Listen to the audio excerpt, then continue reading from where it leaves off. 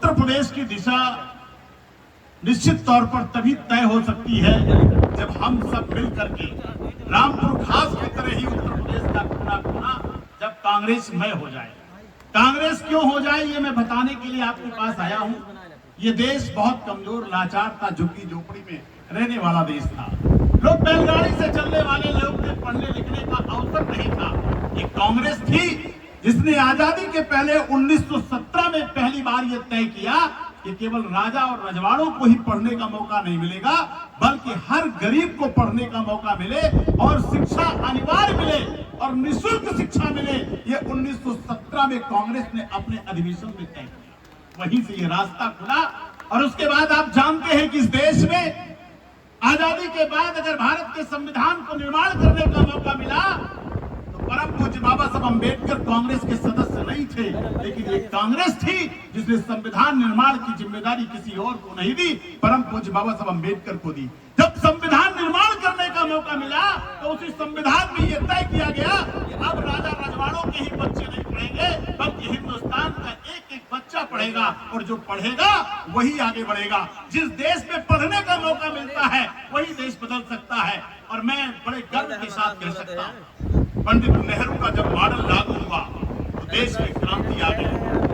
अगर पंडित नेहरू का मॉडल इस देश में लागू नहीं होता और मौलाना आजाद साहब को पहला शिक्षा मंत्री नहीं बनाया गया होता तो आज देश के कोने कोने में शिक्षा का जो ये क्रांति लगी है, ये जो ज्योति जली है, ये जलने का मौका नहीं मिलता। और मैं बड़े सौभाग्यशाली हूँ उस कांग्रेस में काम करने का कि जिसने ये रास्ता तय कर दिया कि अगर किसी व्यक्ति का व्यक्तित्व का विकास करना है तो उसको शिक्षा दे दीजिए और ये शिक्षा हर उस रोशनी तक, उस घर तक पहुंचनी चाहिए जिससे सबको अवसर मिले, सबको समान अवसर मिले। और ये रास्ता प्राथमिक शिक्षा से होते होते शिक्षा अधिकार अधिनियम तक चला।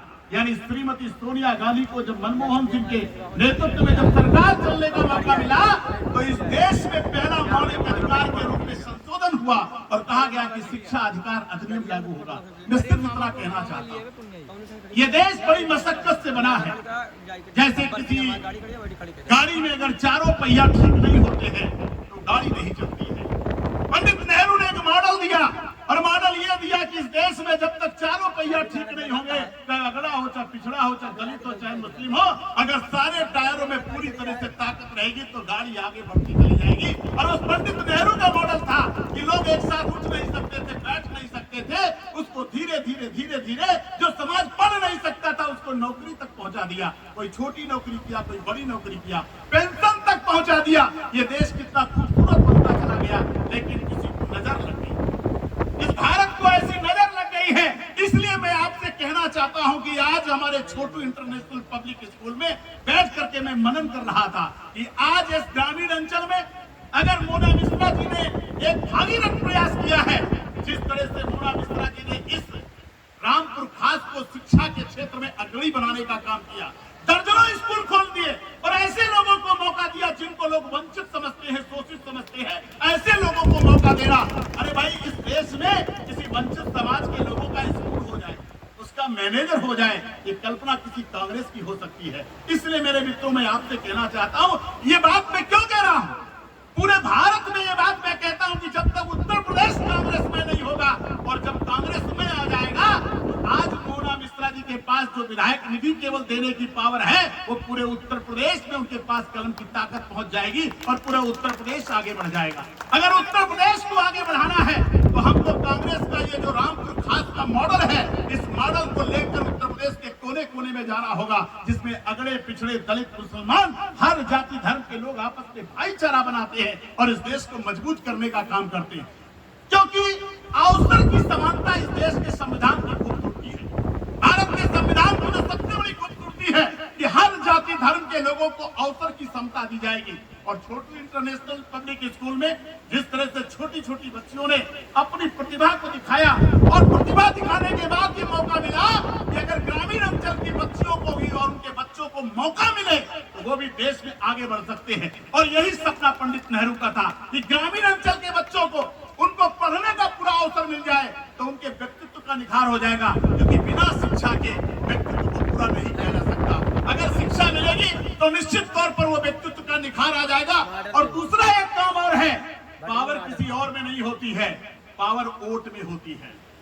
और ये वोट का भी पावर पंडित नेहरू ने दिया, महात्मा गांधी ने दिया, मौलाना आजाद साहब ने दिया, सरदार पटेल ने दिया। और चाहे कोई पढ़ा लिखा हो चाहे ना हो, कोई गरीब हो, कमजोर हो, लाचार हो, लेकिन सबके वोट की कीमत होनी चाहिए और सबको वोट दिया जाए। अब राजा रानी के पेट से नहीं पैदा होगा, बल्कि वोट की बदौलत पैदा होगा। ये सपना किसने देखा था? पंडित नेहरू ने देखा था।